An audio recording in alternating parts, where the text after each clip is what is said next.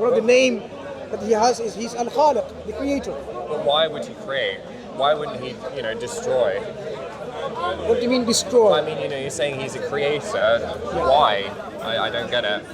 So if someone... Okay. Yeah, so look, if we, for example, are skeptical, so as skeptics, like Descartes, he said, look, let's just strip everything away. First thing that I can acknowledge is I exist. Yeah. Yeah. So you acknowledge that. Okay. So a good starting point is existence. Yeah. Do you acknowledge you exist? I mean, sometimes. I'm not too sure about that. When do you not exist? I use it as a joke. I feel like I do exist. Okay. All right. Fair enough. Okay. So existence is where we start from. Yeah. And then you say, okay, there's dependent existence, there's independent existence, and there's impossible existence. Yeah, so that's the logical next step. Something that either depends on something else or something that's independent and self-sufficient. Right. Would you say that human beings, the universe, what we see around us, is independent or dependent? I'd say it's neither. I feel like it's, its own thing. So you don't depend on something else? Not really. I mean... You depend on oxygen, you depend on water. I depend on that, but... So you're dependent? But I'm independent again, I make my own choices every day. Right, but I'm talking about you physically. Do you depend on something or are you completely independent? I'm not talking about different facets and different theologies.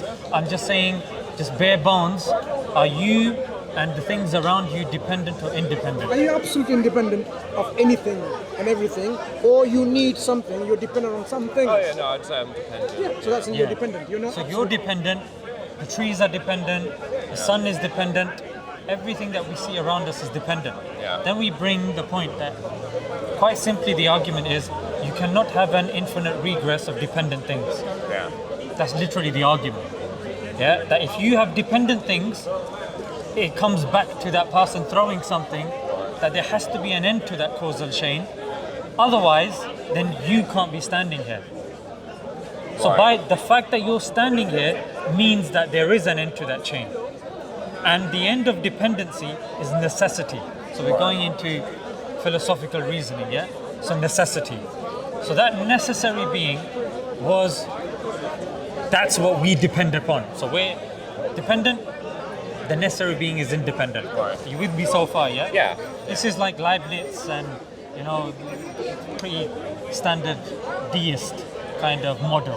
Yeah. I'm not gonna lie to you, I'm an artist, so I don't really know that much about philosophy. No worries. I don't. So this is recursive reasoning. Yeah. So again, even Cartesian reasoning, which is a person is skeptical, they take everything away, and then you just scaffold one thing at a time. Yeah. You don't have to come to a conclusion now. I'm not trying to force you to believe in anything. I'm just saying that, are you following me rationally and logically? So dependency, we see around us. Things depend on oxygen, upon food, upon nutrients, on fossil fuels, regardless. Yeah? And then the end has to make sense for us to be here. Otherwise, having an infinite regress means that just like the ball can't be thrown, the gun can't be shot, we can't be standing here.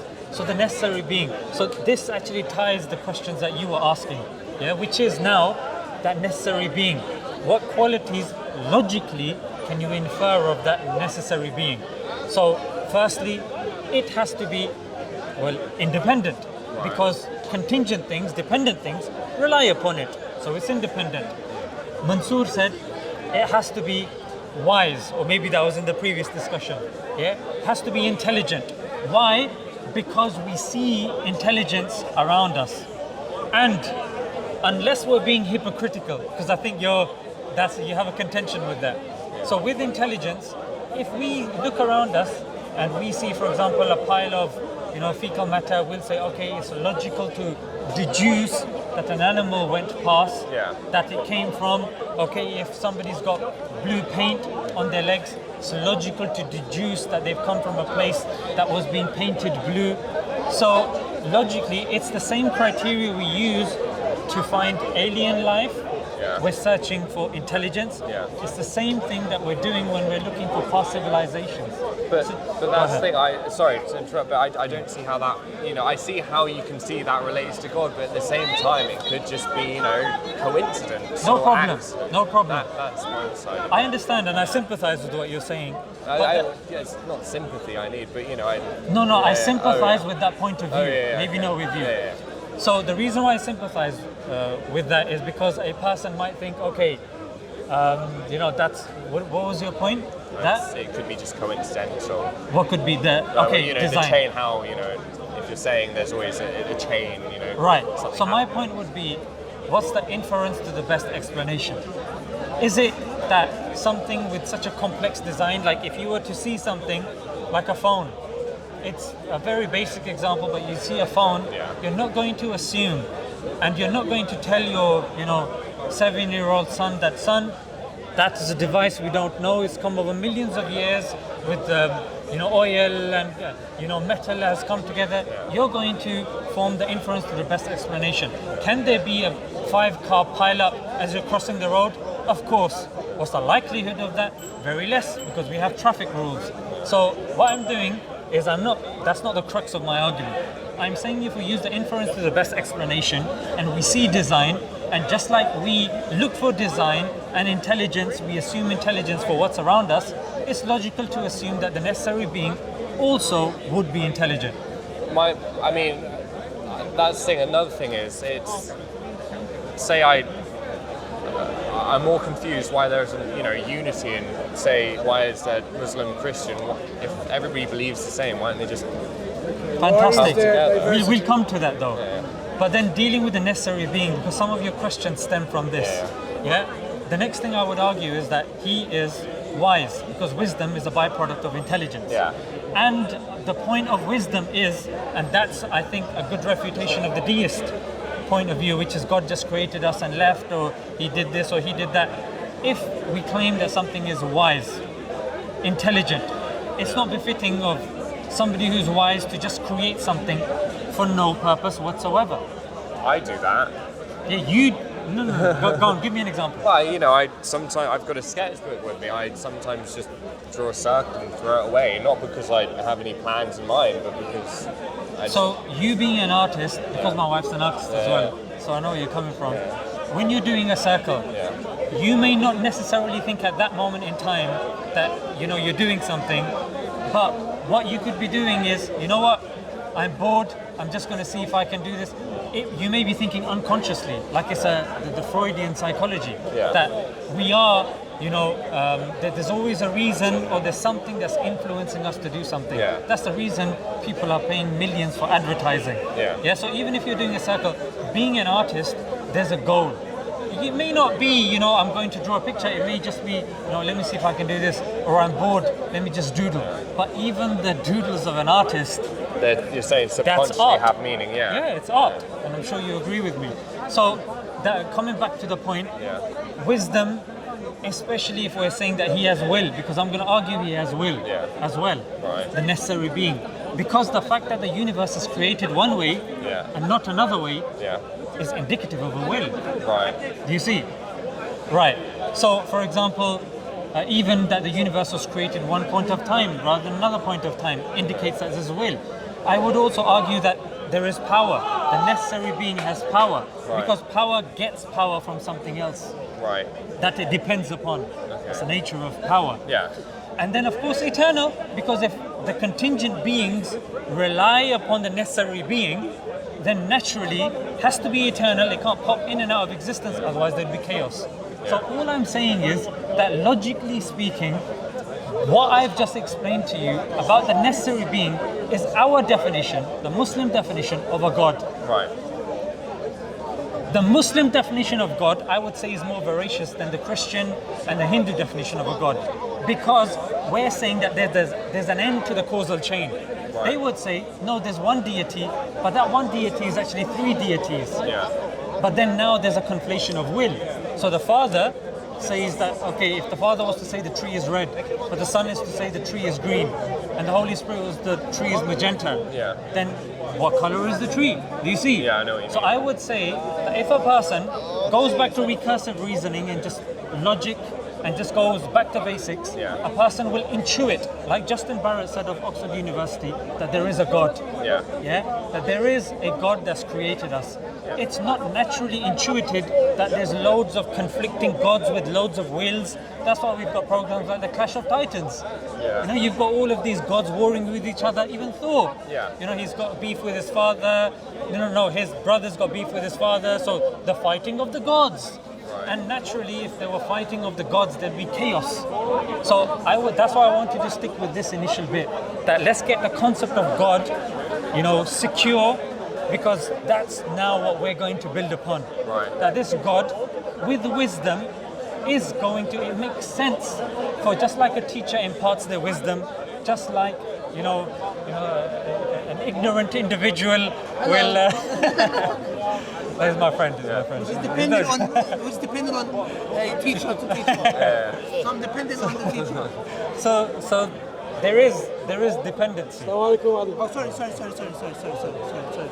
Sorry, Yes, Morgan, nice to meet you. Hi. Yeah. So what we say is, if there is power, if there's will, and there is wisdom, it makes sense that the Creator creating us has reached out to us.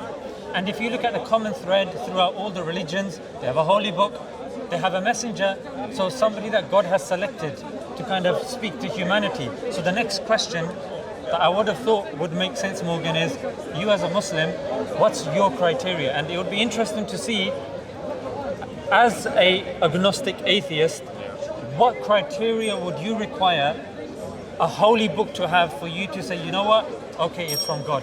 What criteria would you have? It's you know, personal but private happiness. Sorry? Personal yet private happiness. You know. So what does that book need to tell you that it's from God? Private happiness is subjective, isn't it? Yeah, So that's what I mean. You know, it's mine. I don't want. Okay, so okay, that's fine. Happiness. What else? It's very basic. I'm trying to think, but So if you read Harry Potter and make you happy, would that mean it's from God? no, it's outside of God. You know, I don't think those two things relate really. So just because some books makes you happy, Yeah. it's not necessary that something is actually indicative of being from God. No, but I mean, you know, I searched that out. But do you agree a book from God must be free from errors and mistakes and contradictions and inconsistencies? I mean, I'm assuming yes. Because God is all knowledgeable. We're talking about the wisdom of God. So He's not going to say something which is wrong, untrue, which is, you know, totally a mistake. Yeah. So you expect at least a book from God should be free from these kind of errors, mistakes, and contradictions. It doesn't mean a book that is free from contradictions is necessarily of God, like an iPhone book. But if a book claims from God, it must be free from those mistakes. Right. What else does the book have to have qualities-wise?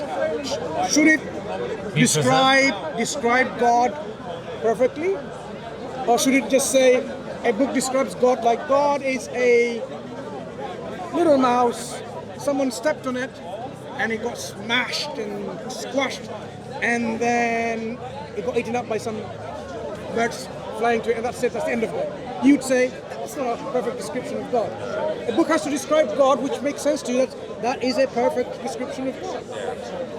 A book of God also should, for us, if we are not at the time of revelation that you're pointing to, it should be preserved to us that we can be sure that the message within it is not adulterated, it's not corrupted, it's not changed or amended. Yeah? What about, because I know there's two, not denominations, I think that's Christian, but two, not factions either, because it sounds like it's one, but there's Shia Muslims and Shias and the Sunnis have the same book. They have the same book. So it doesn't. They believe in one God. They believe in the Prophet. They pray. They give charity. They say lying is wrong. They believe one should do pilgrimage. One should give in charity. why is there two groups? Political differences from the beginning. Politics is really sometimes can be very sad state of affairs. Political differences can make your allegiance to something very, what's this called, like fanatical to some groups. And the thing, Morgan, is just because somebody is adhering to the map of God doesn't now mean that that person is going to be independent of existence and life and the trials of life. And the trials of life is exactly what we're doing here. Learning, making mistakes, getting things wrong, getting hurt, spreading happiness, spreading love, telling stories and the likes. So, but I feel like that should be, intrinsic to every human. I don't think you should need to be told that at the same time. I agree with you, and I wish that was the case. Exactly. But unfortunately, it's not. There are certain things we need to be told because human beings are very arrogant sometimes and not really down to earth. What I mean by this, for example, Even, lying. I'll give you an example of something that is so mundane when it comes to health. Yeah. All the places that you go to, Yeah.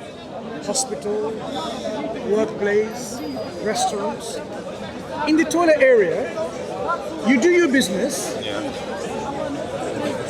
you just wipe and you come out with your dirty hands and wash your hands and only. Where is the common sense to say you need to actually wash it and clean it? Well, I mean, that's the thing. Do we need to be told to wash? I mean, our Prophet Muhammad SAW actually said how to clean ourselves after you do your calling of nature.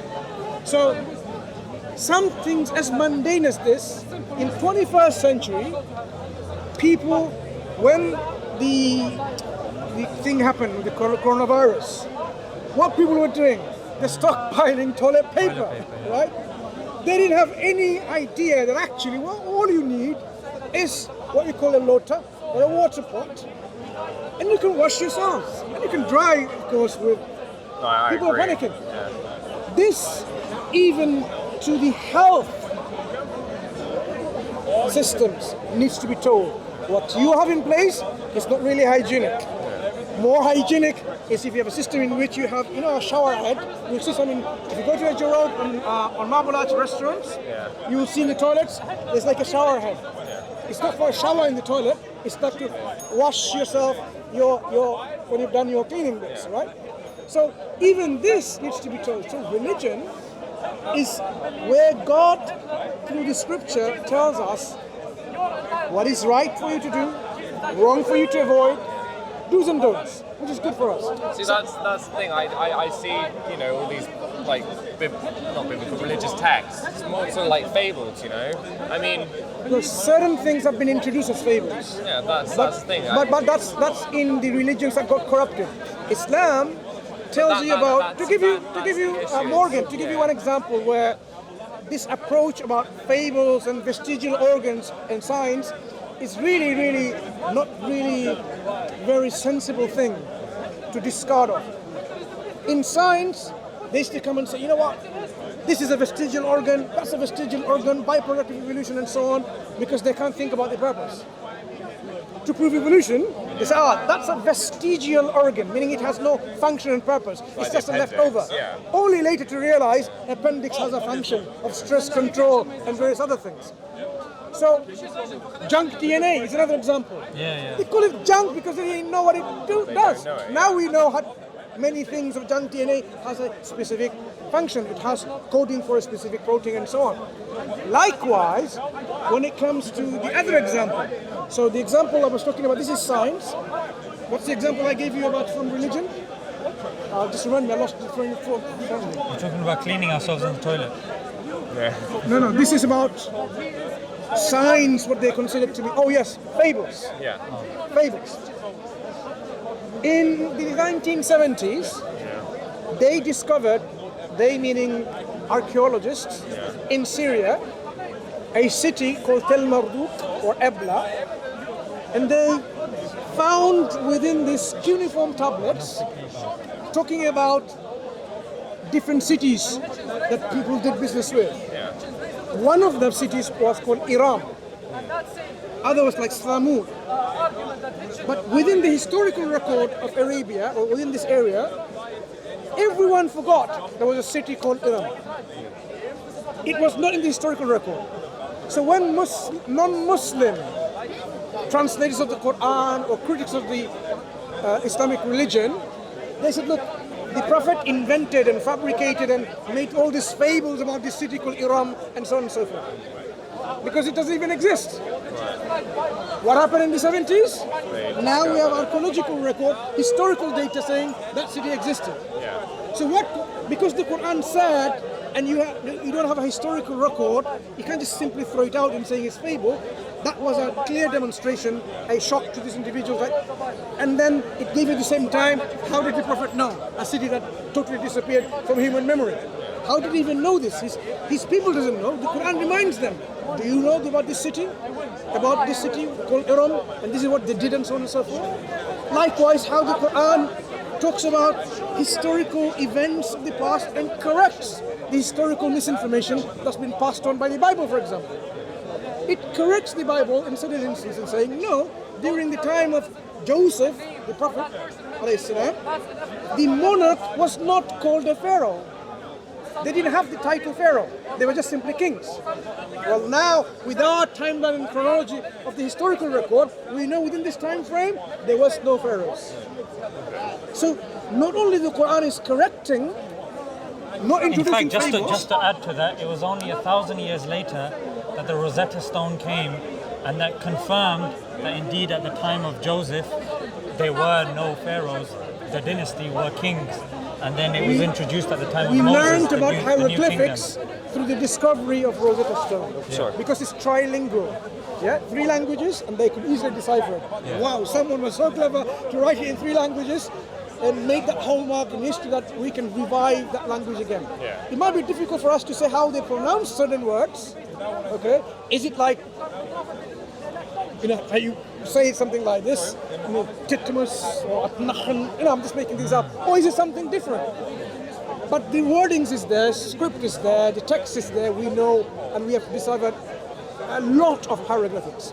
So when the Quran talks about things of the past, just to say it's a fable, it's really far-fetched, because to say it's a fable, you have to establish that this thing didn't even exist in a historical record of any time, today, now, later, with all our technologies. Okay? The example I gave you, totally upturned. It's like Thomas Kuhn with the scientific revolution. The way he explained about science, it's like there's always like it upturns our understanding of science, a paradigm shift. So archaeologists, when they research the Quran, they know about the paradigm shift in the Quran. It totally changed their mentalities, well, it should do. So certain other books may have fables, like how the earth is standing on and a bull on his horn, and when it shakes, you get an earthquake. Wow, Islam doesn't have to say anything like that at all. It says God created the heavens and the earth without any pillars that you can see. Means there are these invisible forces that hold them together.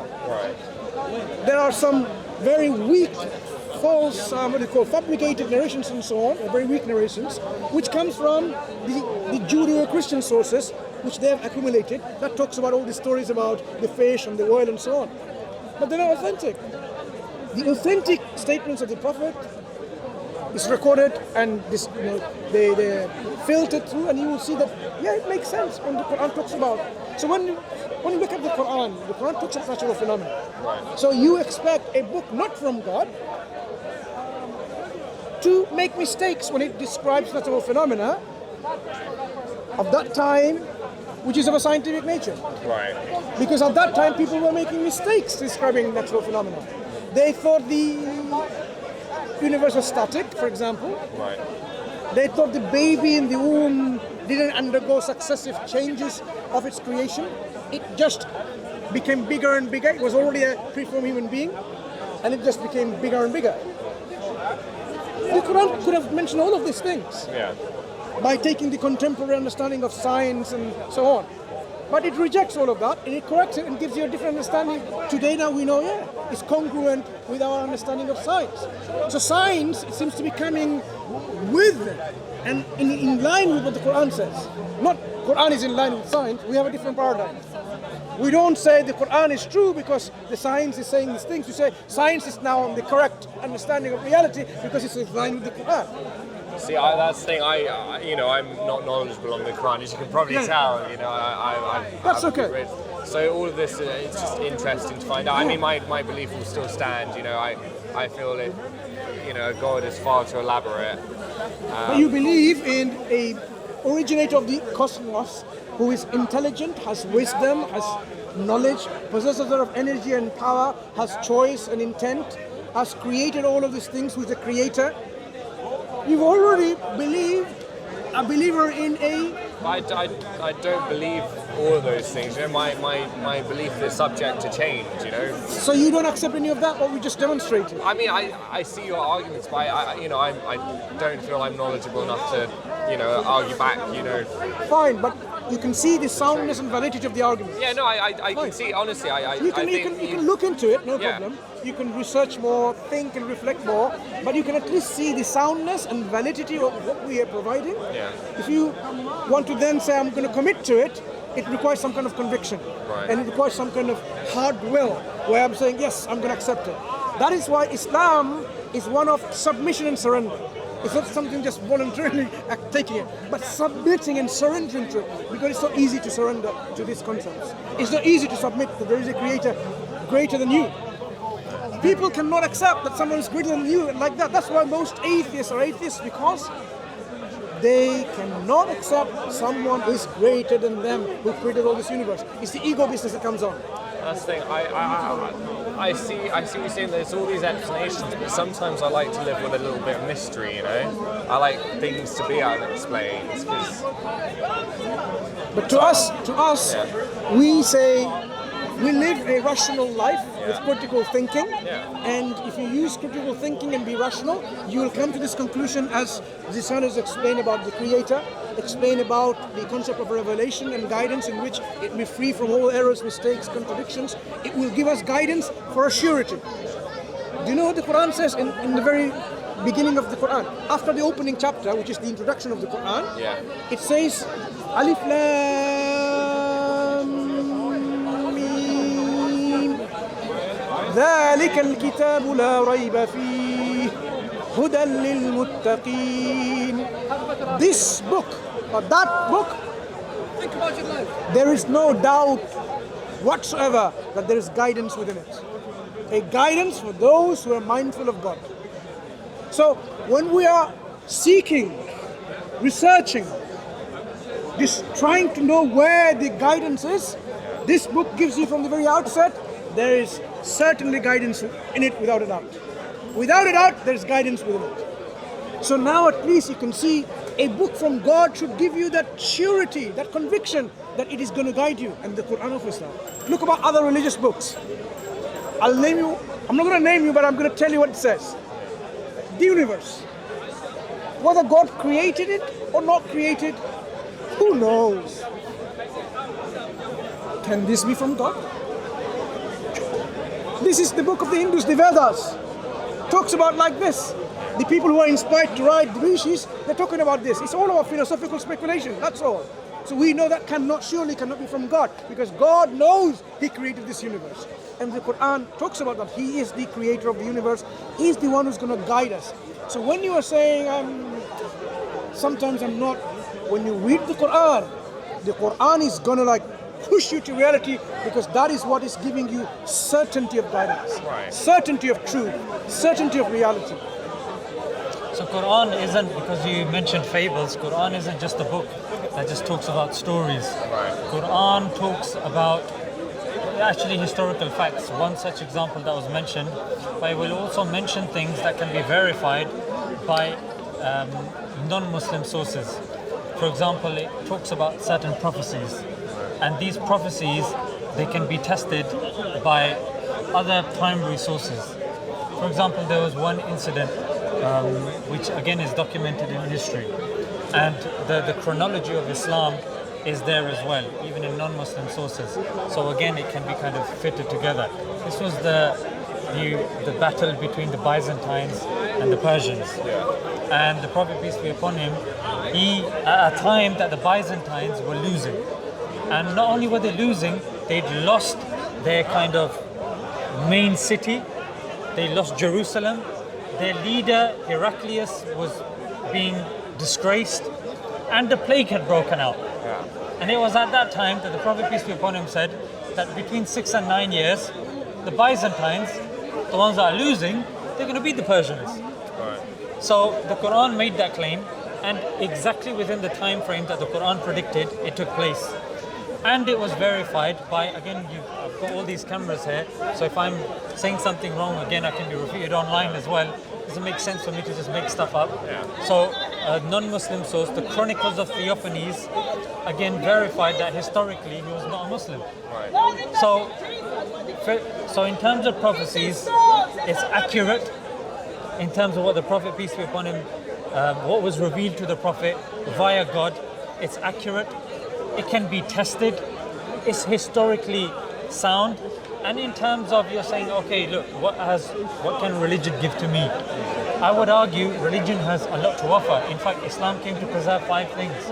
Number 1, religion, which is monotheism. To kind of call us not to be pulled by various kind of deities in different directions, but towards one who just wants good for us. So because Islam is the only pure monotheistic religion. Others will have some sort of kind of addition. No, but it could be that. No, God had a son. No, God is this or God is that. So monotheism, it came to preserve life. In the Quran it says to kill one person is like killing the whole of humanity because of the implications. It came to preserve intellect. Intellect how? By outlawing alcohol and drugs. Why? Because again, it clouds our intellect, and a lot of drunk driving, rapes, all of these things, they're linked to, a person. I wouldn't say that, you can't claim that, alcohol means, say, murder or rape, for example. Yes. I mean, it's cause and effect. I mean, I wouldn't say, sure, there's cases where alcohol has been in the system of the person, but that's not the alcohol that's caused that. What is the safest limit of drinking alcohol, according to the consensus of the health organizations across the world today? Don't really know. According to WHO, according to all multiple international organizations, they came to a consensus. Right. The safest limit of drinking alcohol is 0. None. Quran says simply abstain from it. But that's the thing, I enjoy it, Yeah, Sure. people enjoy killing other people too, some people. It doesn't mean... But I don't think those two can be related, Enjoyment. So the point here is objective morality. That's the thing. So let me just continue the point, which is that Islam came to preserve these things. How? Not for the individual, for the community, for everybody. So although you may actually be correct, maybe you can handle your drink, but the fact that somebody else can't, or somebody else doesn't know what his limits are, and then you've got the Lancet journal saying, you know what, no amount of alcohol is good, and you've got the best minds coming together, then surely, but that's not the center point. The point is anything that affects the intellect, anything that will affect your judgment. Now, you might think, you know what, I've drank below a certain limit. If you get pulled over by the police, that's it. I don't drive. No, but I'm just giving you an example. That objectively speaking, in a country like the UK, that's it. You're going to be arrested. To preserve family. Like, it's well proven that adulterous relationships and the breakdown of family has not only a negative effect on the family, more crime, it then leaks over into the society. And Islam came to preserve the society and the family unit as well. That's why there is greater attention on family values and, giving, or when you're in a relationship, to give respect to that person and for it to be done in a proper way. Not in a way that any random individual can take somebody and then abuse them or do this or do that. But I feel that, as you said, talking about objectiveness, sorry, that's at the end of the day. I forgot what I was going to say. Sorry. I gave you, I think I know where you're going. It just depends on the person. Not necessarily, because objectively, if you look at science tells us, and there's a saying, they say numbers don't lie. And with the statistics that they have, the majority of the kids that come from broken homes end up being obese. drug abusers fall into depression and a bane for society. Even the couple that break up, they're more likely to commit crime. And heartbreak, one of the leading causes of even people taking their own life.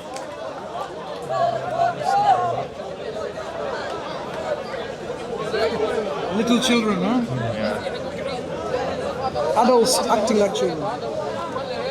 So when it comes to even adults and heartbreak, I'm sure you know from just watching movies and stuff like that, that entire movies and, you know, songs have been made on heartbreak. Yeah. Heartbreak. So heartbreak is enough. You know, there's actually a scientific thing called heartbreak, that your heart can actually be affected by trauma. I know, yeah. And trauma, this is hereditary as well. So although you may say, you know what, I'm like this and I'm like that, I'm saying, okay, that's fair enough for what you want to do, but Islam didn't come for the individual, Islam came for everybody, to keep the whole community working in a harmonious way, that the need of the individual and the mother and the father and the farmer and, you know, the teacher, everybody's needs are objectively taken care of. So all of these points that I'm saying, although you may be able to find like, okay, you know, what if this or what if that, but you know in your heart of hearts, alcohol has been an issue for a very long time. The most you'll be able to say is amount, but like Mansoor pointed out, the amount again is subjective. And even governments have had to put a cap. But even the scientific literature have said, you know what, like the Lancet journal, there is none. And then, of course, wealth. Islam forbids interest. Why? No, but I'm making this money or that money. But interest makes the rich richer and the poor poorer. And that's... Now, if Islam came to just line the pockets of the Prophet, surely there'd be more things about, you know, enjoying life and having sex with women and amassing wealth and accumulating interest and doing this. But the Prophet, he wasn't a rich individual. He's somebody that, you know, forbade interest. He's somebody that when he was with women, he would enter using the marriage contract. His life was for everybody to see. He didn't take wealth from people. He didn't take bribes from people. And even when you look at Islam, if, let's just say, Morgan, you accepted Islam today, you would be making a declaration, which doesn't take that long. You would not need to pay anybody. You would not need to go to an imam at 4 o'clock, I'll book you for £30 or this or that. No, you accept Islam, you have your own connection with God. I would even argue, according to the Islamic faith, you have somewhat a connection with God even now. For example, if I was to hurt you as a believer, and you said, you know what, I'm going to pray to your God that you've wronged me, God would hear your call. Now, if this is something from man, why the heck are there things like this in there? You see, so it's things that go against the average human being that wants, for example, to win, to succeed, to amass money, to increase the enjoyment. For example, one of the founding fathers of liberalism is Jeremy Bentham, who says the two sovereign powers over you is pleasure and pain. So if you live your life by pleasure and pain, I mean, life will become a free-for-all. You know what I'm saying?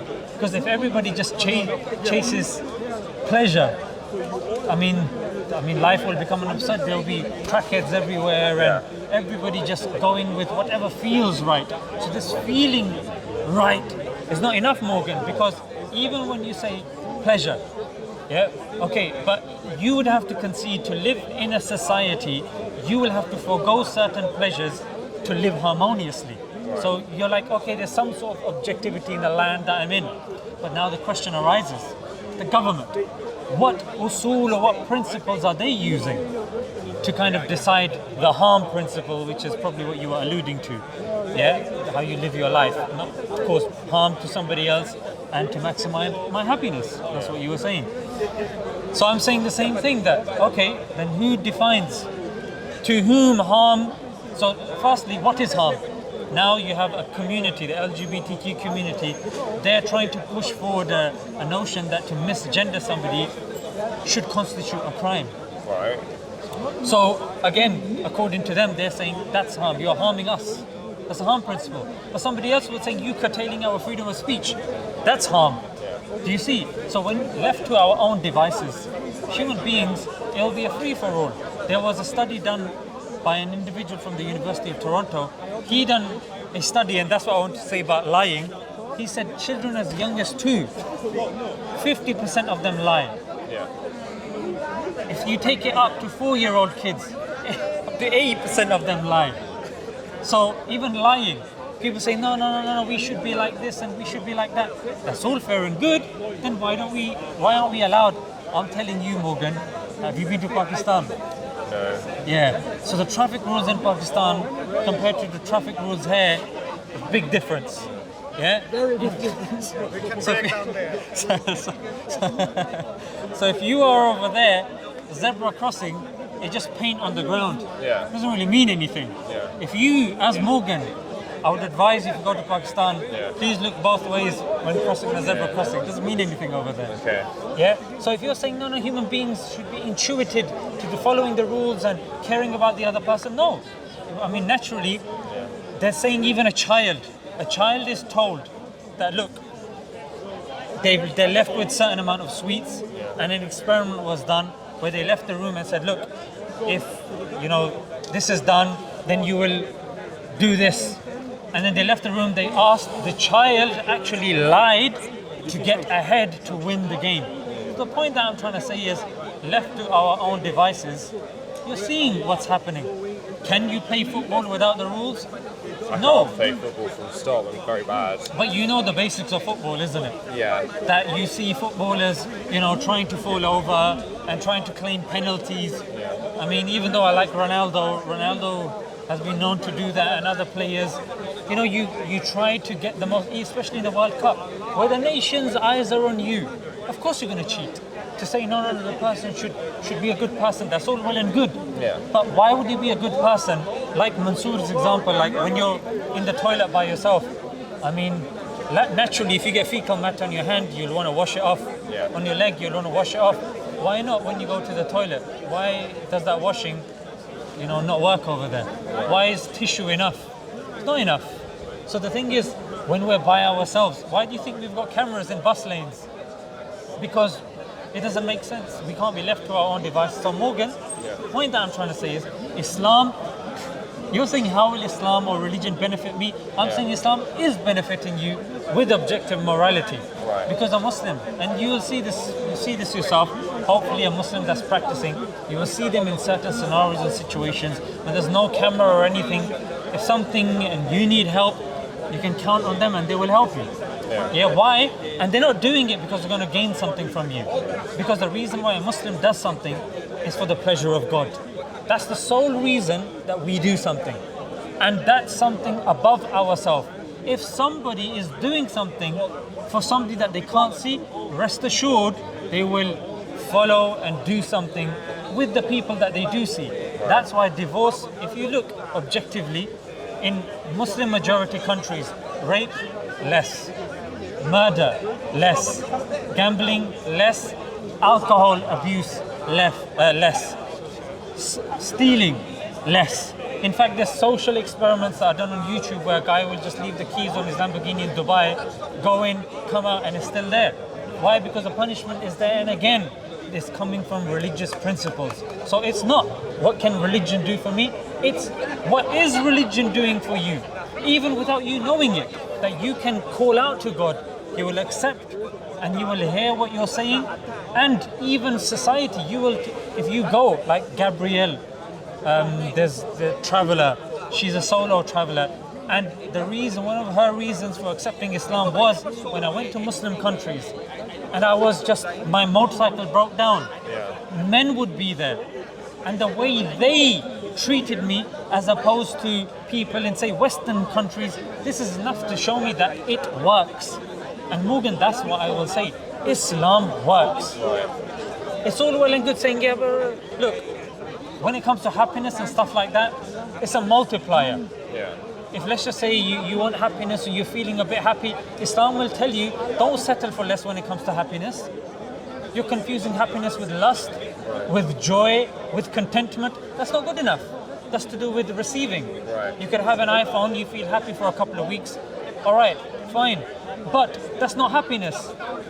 Apple will tell you that is happiness, because then as it goes down, the next year another model comes out, or buy another one. So capitalism, materialism, that won't tell you, oh, you know what? No. They search for something beyond yourself. Coca-Cola will tell you, drink our bottle. Look, there's a happy family. Why? Because they know you have a yearning for family, for community. I mean, even Harlow monkeys, they did an experiment, and there was a baby monkey, and there were two kind of models of a mother. One was very kind of prickly, but it had milk. The other one was soft. So the child, or the small monkey, went to the soft monkey to show that we need love, we need compassion, and materialism is just not enough for us. And you're not going to hear that from the corporations, because they make money from telling women that they're ugly, so they go and buy makeup. They make money of telling you that your car is no longer acceptable societally, that's why you need to upgrade. Look at these women that will come to you and stuff like that. It's inherently materialistic, whilst religion tells you the exact opposite. And Morgan, I'm sure you'll accept, a person that can't be bribed is a force to be reckoned with. And that's a person that controls his stomach is a force to be reckoned with. Otherwise, look at the people that get bribed because of food, or a dollar and a dime. People that are, selling their families, and just for the throne. We know these old stories of people killing their own father. But in Islam, we're told, fast. There's an obligatory month that we're fasting from dawn to dusk. Control this. You're better than this. Don't just rely on food. Yes, you can eat at the end of the day, but realize that you are not defined by the food in your body. You're not defined by the clothes that you wear. That's why when we do the pilgrimage, the king, the pauper, the guy working at the bank, the guy that's a plumber, the regular guy off the street, everybody, every male, white cloth on top, white cloth at the bottom, and we all look similar. Even as you're leaving the park, if you're leaving from there, you might see some Muslims praying. It's just one row. It doesn't matter who you are, we stand shoulder to shoulder and we pray together, again, regardless of your social class, regardless of the color of your skin, regardless of any of these things that society tells us makes you more of an important person. Because God tells us it's not your color, it's not your knowledge. Like, you're honest actually, saying, look, I don't know this or I don't know that. That doesn't matter. What matters is your deeds, sincerity, and you coming here listening. That Islamically we hold to a very high regard and a high esteem. And I would actually say that if you continue this sincere search, not you might or you may, I will tell you, if it's written for you, 100% sincerity is the ingredient that's required. Otherwise anybody can accept. But like Mansoor said at the start of the conversation, it's the culture, it's the politics. That's the thing that divides people, because there is more that unites us than divides us. But like Lord Crewe, when they were looking at the Middle East, Lord Crewe, it's in a book called Secret Affairs by Mark Curtis, he said it's within our national interest to keep the Middle East divided so they don't become a principality that has control over oil, because we need the oil. Yeah, so again, political interests. Mohammad Mossadegh, who was a democratically elected leader of Iran, 1951, he was removed actually. He was quite secular, but he was removed. Why? Because he tried to nationalize BP. And because of that, after him came the Shah, and the Shah was a dictator. And ever since then, the Iranians have been pissed. They've been pissed. Palestine, if you look at Muslims, we've had no issues with the Jewish community. And there has been no issues. Karen Armstrong says in her book, she's not a Muslim by the way, and she says the Muslims actually had no issues with the Jewish community. However, after Palestine and the Balfour Declaration, where Britain had control of Palestine and it gifted it, it gave it for it to become Israel and to the Jews, that's when a rift came between the Muslims and, we say, the Zionists, not even the Jews. So when you look, there's a very good book by Karen Armstrong, Fields of Blood. She argues that a lot of these things that are actually said about religion, no, it's religion that causes it. No, there's an underlying factor, underlying common denominator, and that's politics. Yeah. That's politics. And that's the thing that can turn a civilized man into a dog.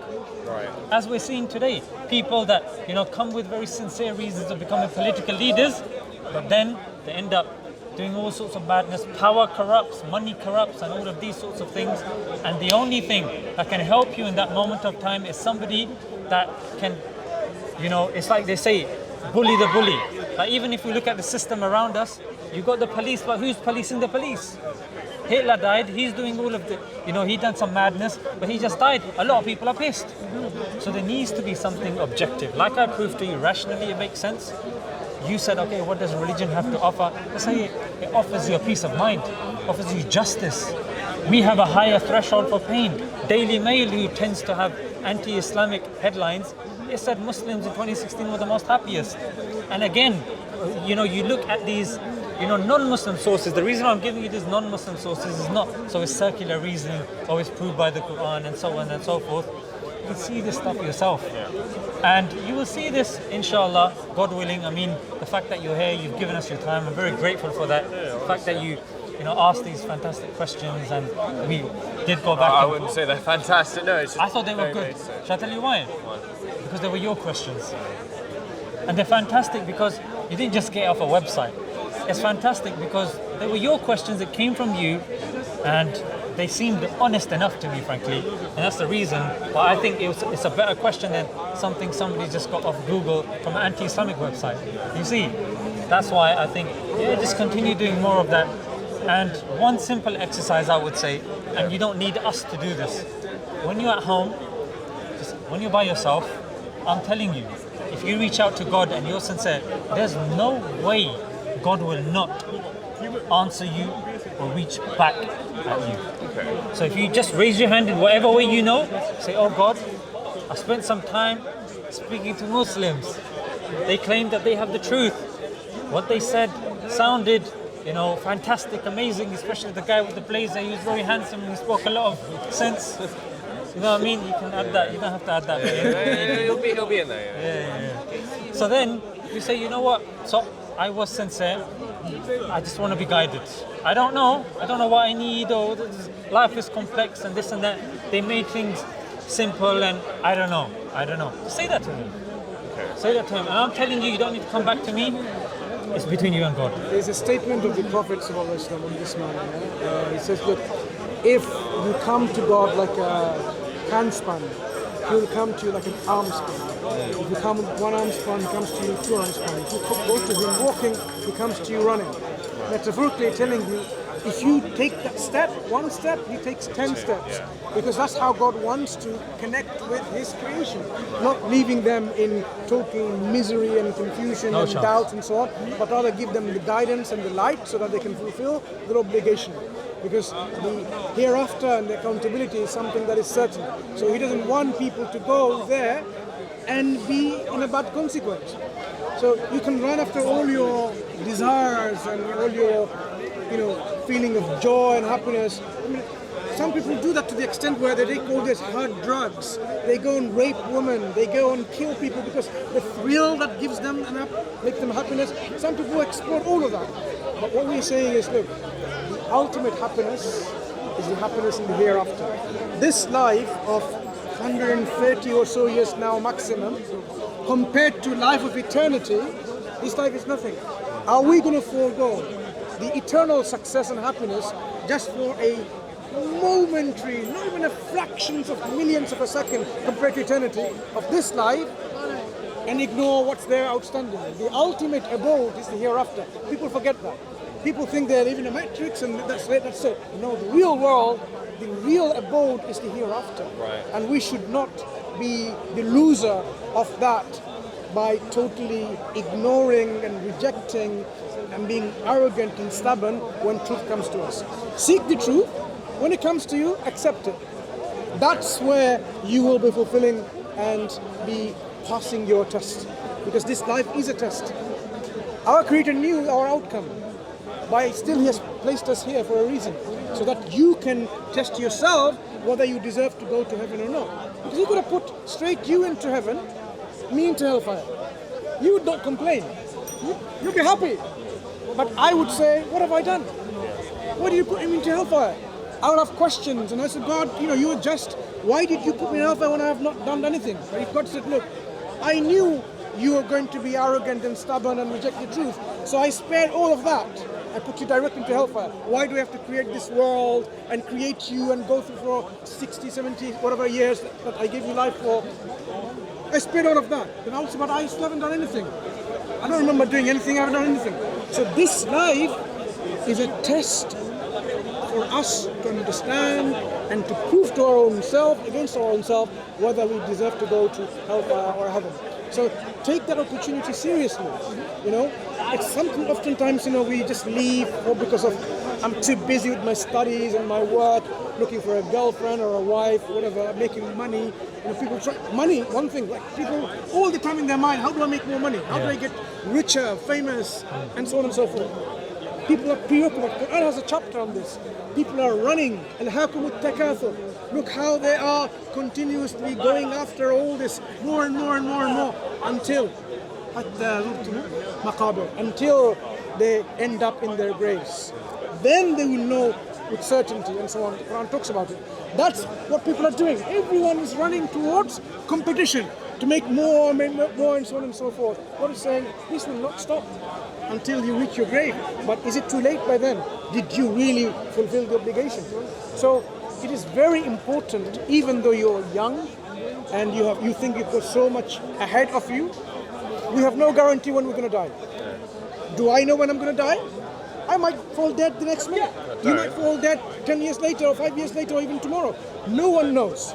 So because we don't know, we have to, when the truth comes to us, that's the time to accept it and surrender it. And God tells us, whoever dies in that state of accepting the truth, making that submission and surrender that there's no one worthy of worship except God, making that submission and declaration When did Allah become God? that Prophet Muhammad is a messenger of God, you have become the recipient of God's grace and His mercy.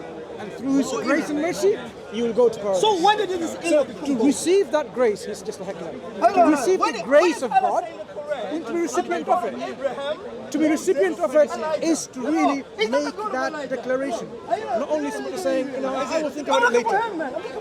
I'm looking for a scholar. Look, Thank you very much, honestly. Thank you for your time. Sorry, let me. I'm looking for him. Thank you. Take care. I'm looking